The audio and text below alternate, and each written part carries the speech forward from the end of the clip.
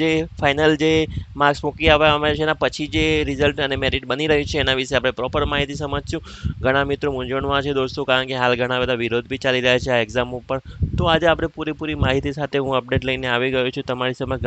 ઘણા મિત્રોના મેં માર્ક્સ જાણવાની કોશિશ કરી, એના પછી હું એનાલિસિસ લઈને તમારી સમક્ષ આવ્યો છું દોસ્તો. તો આજે આપણે પ્રોપર સમજીશું, પ્રોપર માહિતી લઈને આવ્યો છું, જેમાં દરેક કેટેગરી વાઇઝ હું તમને એમના માર્ક્સ અને એના સાથે મેરિટ લિસ્ટ બી તમને જણાવીશ કે અંદાજિત મેરિટ લિસ્ટ કેટલું રહેશે. એમાં 5 પ્લસ માઇનસ થઈ શકે છે. ચાલો દોસ્તો, તો પહેલાં આપણે સમજશું કે જનરલ કેટેગરી. જનરલમાં દોસ્તો 120 અરાઉન્ડ 130 આટલા માર્ક્સ તો તમારે જોઈશે દોસ્તો. આ એક કમ્પલસરી એક સારી એવી પોસ્ટ માટે તમારે 120 થી 130 માર્ક જવા જરૂરી છે. જનરલની વાત કરીએ દોસ્તો. અને ફિમેલમાં બી 112 પ્લસ માર્ક હોવા જરૂરી છે દોસ્તો, કારણ કે સારા એવા માર્ક્સ લોકોને બની રહ્યા છે દોસ્તો. આ પ્રમાણે હું એક એનાલિસિસ એ કર્યું હતું દોસ્તો કે સારા એવા માર્ક્સ લોકોને છે એ પ્રમાણે કે એટલા માટે જનરલ કેટેગરીમાં આટલું મેરિટ થઈ શકે છે. જ્યારે ઓબીસીમાં હું તમને કહું દોસ્તો, તો 115થી લઈને 125 સુધીનું માર્ક્સ આરામથી રહેવાની પૂરેપૂરી શક્યતાઓ છે સારી એવી પોસ્ટ માટે. અને ફિમેલમાં બી ઓબીસીનું મેરિટ સારું એવું ઉપર થઈ શકે છે દોસ્તો. આ એક કેટેગરી વાઇઝ હું તમને સમજાવી રહ્યો છું. હવે ઈડબ્લ્યુએસમાં દોસ્તો, તો ઈડબ્લ્યુએસમાં બી દોસ્તો તમારે 116 માર્ક્સથી લઈને 125 માર્ક્સ સુધી તમારું મેરિટ બનવાની પૂરેપૂરી શક્યતાઓ બનેલી છે દોસ્તો.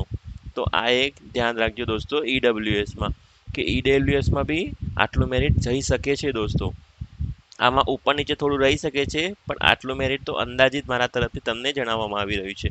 હવે ફિમેલની વાત કરીએ તો ફિમેલમાં બી 110 અરાઉન્ડ તો આરામથી આનું મેરિટ બનશે જ દોસ્તો. ઈડબ્લ્યુએસની વાત કરી રહ્યો છું. પછી એસસીમાં, તો એસસીમાં કેવું છે દોસ્તો કે 105 અરાઉન્ડ એસસી મેલની વાત કરી રહ્યો છું. એસસી મેલમાં બી 105 અરાઉન્ડ તો આનો મેરિટ અટકશે.